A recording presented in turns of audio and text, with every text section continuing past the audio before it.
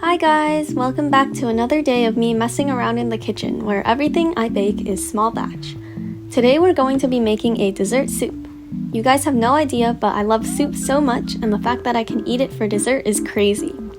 Yes, we'll be making a taro sago, but it's not any ordinary taro sago. This taro sago also comes with Taiwanese taro balls or yuan, and I also topped it off with grass jelly. This recipe is also extremely small batch, as in, it's a single serving for those who only want a small dessert.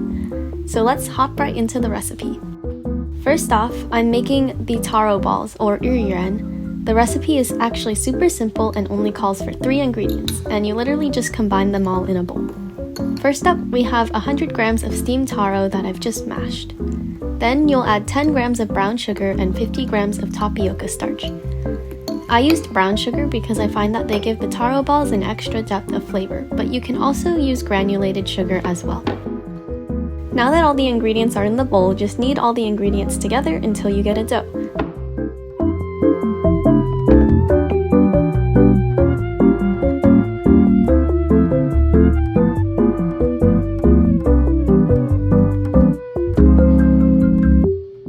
Once your dough has come together, we'll roll out 2 logs that are about 2 centimeters in diameter.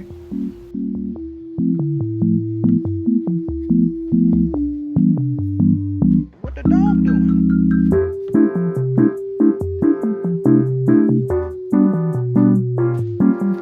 Now we're going to cut these to about 3 centimeters in length each. As I was cutting these, I realized how slow I was going and tried to move as fast as those professionals that do this for a living, and I even tried to stack my 2 logs together to be twice as fast.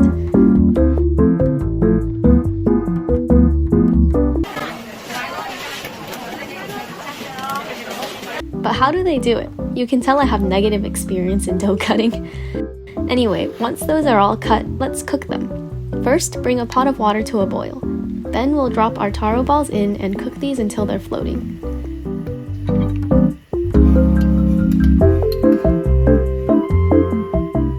Once they're all nice and floaty, we'll bring the water to a simmer for about 5 minutes to ensure they cook all the way through. Then we'll scoop these out and give them an ice bath until we're ready to use them. Putting them in ice ensures that they have that really nice and chewy texture when we eat them.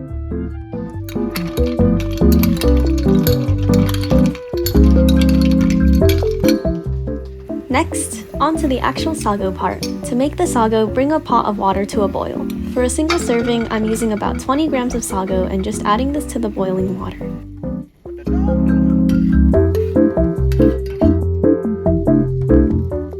Boil these for about 5 minutes, then turn off the heat and cover for 15 minutes.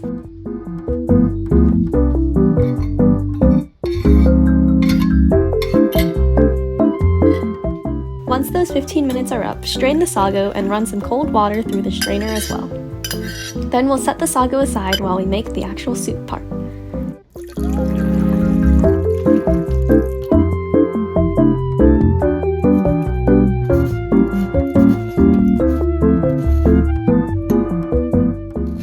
For the taro soup, I've mashed 40 grams of taro here. I left my taro mash a bit clumpy because I like the taro clumps in my taro sago. Count how many times I say taro in this video. It's too many. But you can also mash the taro completely and add your own pieces of taro as well. Once your taro is mashed to your desired consistency, add 80 grams of coconut milk and 120 grams of water and give this a mix.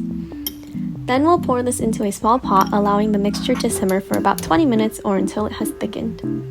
Make sure to stir the mixture occasionally so it doesn't burn. Once your taro soup is thickened, you can add your sago. And just like that, your sago is now finished. Except, I forgot to sweeten the mixture.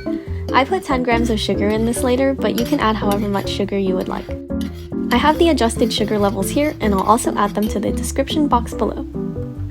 Now that your taro sago is done, you can pour this into your desired container, whether it be fancy or just some random bowl you have on hand.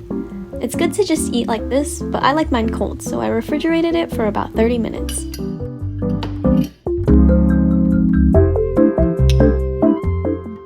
Once your dessert is cold, top it off with the taro balls and whatever else you'd like to add. I think this would also taste good with red bean and strawberries too. But I also added some grass jelly for mine. And just like that, your taro dessert soup is now done. I made these small batch because I don't like it when my tapioca pearls lose their chewiness when you store them for a long time. Hopefully you guys also enjoy making things in single servings as well. I've decided to call this dessert a taro delight, though taro dream actually sounds cooler now that I think about it. But I hope you guys enjoyed this video. If you did, don't forget to like and subscribe. Until next time!